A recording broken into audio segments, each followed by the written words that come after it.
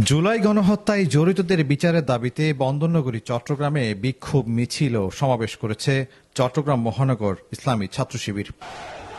২৭ November বুধবার বিকেলে নগরীর বদ্দারহাট থেকে শুরু হয়ে বিক্ষোভ মিছিলটি মুরাদপুর ২ নম্বর গেট এলাকায় গিয়ে শেষ হয়। পরে একটি সংক্ষিপ্ত সমাবেশের মাধ্যমে সমাবেশ সমাপ্ত করা হয়। এতে প্রধান অতিথি হিসেবে উপস্থিত ছিলেন ইসলামী ছাত্র শিবিরের কেন্দ্রীয় প্রকাশনা সম্পাদক আজিজুর রহমান আজাদ, কেন্দ্রীয় প্ল্যানিং অ্যান্ড ডেভেলপমেন্ট সম্পাদক ডাক্তার ওসামা রায়ান। বক্তারা আওয়ামী সন্ত্রাসীদের পক্ষে যে কোনো অবস্থান নেওয়ার বিরুদ্ধে বিএনপি এবং জামাতকে উদ্দেশ্য করে কড়া হুঁশিয়ারি উচ্চারণ করেছে চট্টগ্রামের ছাত্র শিবির নেতারা।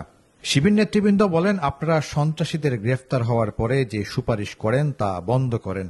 আপনাদের পক্ষ থেকে কোনো সন্ত্রাসীদের পক্ষে সুপারিশ আমরা আশা করি না।